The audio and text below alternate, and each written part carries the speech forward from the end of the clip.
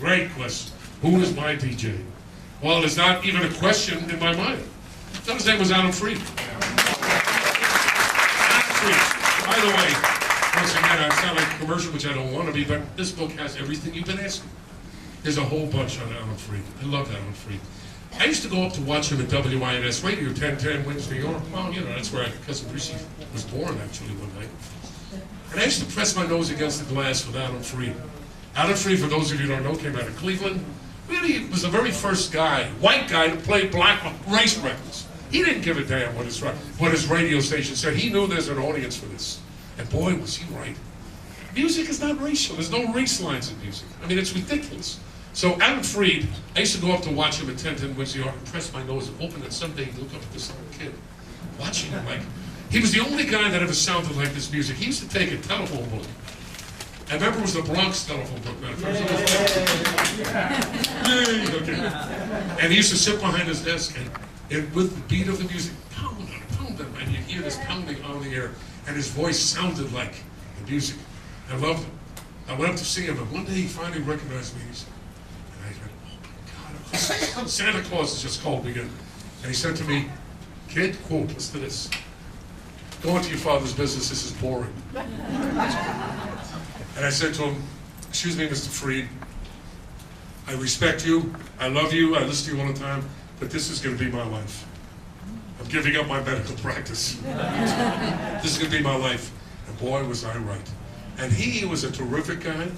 He got involved with some bad eggs, as you read in the book. His life ended terribly. In fact, he went through a huge amount of money. We all had to contribute to his burial. Very sad ending for somebody who had so much to do with developing vocal harmony and doo-wop. I look very much like Robert Culp looked when he was much younger, of course. When Jody and I went to London one time, this is kind of a funny story.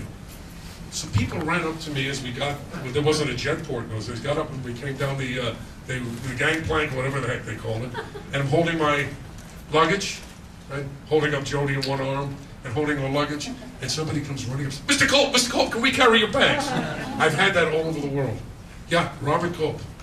And he did, right? Is that interesting? Well, I'm glad you didn't say George Bush. All right, we don't get political here. All right, the word is Don K. Reed. We're talking about Don K. Reed. Don K. Reed is a talented colleague of mine. Once again, he got caught in the whirlwind of stupidity that these people who should have been selling fish, as far as I'm concerned, were running CBS-FM. They're out of there, by the way. It's a new bunch of people, and they're very smart people. They're good radio people. Albeit, I think they're making a big mistake. All right? But that's my opinion. And that's a lot of all your opinions, too. Don K. Reed is a replacement. First of all, he's been on CBS-FM, I think, on Sunday nights. They've asked me, you know, I find that as an insult, because I think that's like old-timers night. It's like an old-timers baseball. Hey, let's get some of the old-timers in to make people happy. They're throwing fish at you. Don't accept the fish. That's bull. Now, is there a place for him? Absolutely. Don K. has a great following. He also is a very astute, knowledgeable man in this kind of music. Absolutely. And listen, you never know. You never know. Norman Knight is with us, right? So we have Norman, and Norman does a great job. He's seeing him tomorrow, matter of fact, in Cleveland. He'll be on the air, will be Saturday. And Don K., there's no reason, if something opens up, you know, there's going to be a merger. You know, you've all been reading about Sirius and XM. It's going to be one. And then things will open up. So you never know. If you, Bobby J has a show on one of our soul channels. I mean, there's 150 channels going at one time. It's the weirdest thing to see. And I'm a broadcaster. I'm used to one station. Joe and I would walk up the halls of Maria. We were worried about our show tonight. Here it is. Joe was over there. Maria was there. They'd have to worry about 50 stations. I mean, it's crazy. It's absolutely crazy. But I'll tell you something. It works. It flies. And it's wonderful. How do you get CBS-FM all over the world? Well, on the internet. You know, everybody's streaming today. Streaming and screaming. You know, that's why, I mean, I can reach Philippines and I reach Belgium. CBS-FM is now streaming. Everybody puts their signal on the internet. And as you know, on the internet, you log onto something and whoop, it comes out. I got WABC for the one that went to Niagara Falls. Oh, Niagara Falls is around the corner. How about the Philippines, you know? You know? No, you're right. That's on the internet. That's what happened. The question was, did I find a mate for Cleo? Cleo is my imaginary doggy. You know the Sirius logo? Where is that? Yeah. It's on the, can you show the shirt? Yeah, there's Cleo.